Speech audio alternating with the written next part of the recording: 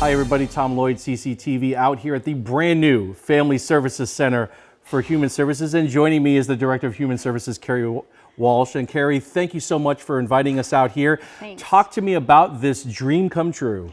This incredible building is the result of years of visioning and hard work by staff, by leadership, and we're so excited to be here. This is phase one. So this building is completed. We are currently in planning for phase two.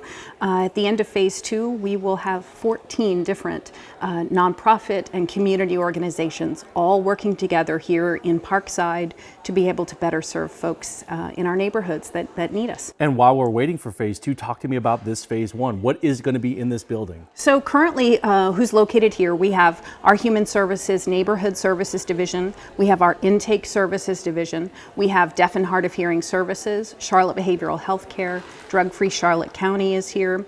We have Valerie's House will be located here with us, United Way of Charlotte County. We also have the Department of Health, WIC is here, and we also have the Sheriff's Office. Boys and Girls Club is a huge partner, and they are taking up the entire training area for our teaching kitchen, and then we also have classrooms for them. This is a temporary home for them. They will be permanently located in the second building, but it's just an incredible facility, and we're all learning to be roommates, but there's already synergy and integration happening. What ultimately will people be able to do when they come in here for the services? So the idea being that when they come in here, we will be able to ascertain what their level of need is. And so this place is designed to be able to more deeply serve, to remove barriers for folks. But it's also not just a place for folks to come when they need, help with bills.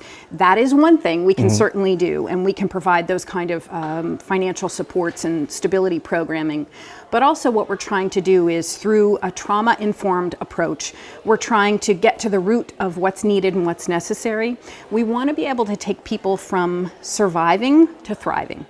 That's a huge reason why we have our beautiful teaching kitchen. We'll also have community gardens in phase two.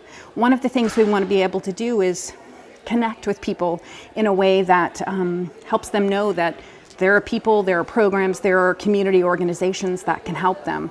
We want to be able to provide stability, but we also want people to be able to feel welcome. And one of the easiest ways to do that is to feed them. So we have this, it will be a resource for the community, but in addition to all of those financial stability, kind of programs. It is, there are a lot of nonprofits here that are geared towards children. We do have, we built this with our community needs assessment in mind. We do have a need to address children and family programming, and that's what we're trying to work through. And obviously we wouldn't have this building unless there was a need here in Charlotte County. Talk to me about that need, and I'm sure that need grows by the day. Sure, so we're in an interesting community. We have a high retiree and an older population. We all know that. About 47% of our population is elderly. However, the community that we have here in Parkside specifically, we have a lot of young families, and we do have a high child abuse and neglect rate in our community. In fact, we are the third highest county in the state of Florida for child abuse and neglect. One of the things that we know and recognize that we need to do is to be able to provide safe childcare. So we do have partners, like the Boys and Girls Club who are here, but we also know that we need to address all the kind of issues that are putting that family in crisis. That may be addiction, mental health services. We have folks here that can help with, like Drug-Free Charlotte County, they have life skills. We're trying to be able to wrap whatever that family needs around them to better address the situation. And through this integrated idea and this centralized intake, we can do it faster, we can do it more efficiently, and we can bring all of our partners to bear to better leverage our resources. One of the most interesting pieces that is in this building is this huge kitchen that you guys have in the back. Talk to me about this thing. It's stunning. So it's a teaching kitchen, which is an unusual idea. So a lot of times people think of a commercial kitchen or they think of a catering kitchen, and we're not either of those. We are a teaching kitchen. And so there are cameras in place so that when you're cooking, we have cameras down there, and we have huge monitors so that anybody in that large kitchen can see what's going on. It's important to us to be able to provide that for not only for anybody in the community who wants to use it, but also for for instance, our kids so that they can grow food, they can then learn how to cook it and serve it. We also want to be able to have classes so that we can really help people with that stability, with that self-sufficiency and resiliency, learning how to cook on a very restricted budget. We have a food pantry here as well.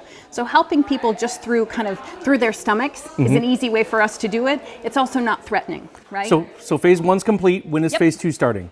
Well, we're in talks now. We're in programming discussions now in terms of the planning for the building with architects and the construction firm. We're hoping to have this building done, fingers crossed, in about 18 months. Perfect, perfect. Yeah, at the end, it's going to be 6-acre campus, beautiful. We'll have a playground facility for youth. We'll have a connected walkway between the two buildings. And really what we want to do is be a building and a place where people feel like it complements the neighborhood and that it's a resource for our entire county. And if people want to learn more about the services that Human Services provides, they can always go to charlottecountyfl.gov. You got it. And there's lots of numbers. There's a page specifically about the Family Services Center, but you can also just come here and get a tour. Come and talk to us. The intake folks are always here. We'd love to sit down and see what's going on. Yeah. Perfect. Well, come on out and come enjoy the new Family Services Center here in Port Charlotte off Gibralter Drive in Port Charlotte. For CCTV News You Can Use, I'm Tom Lloyd.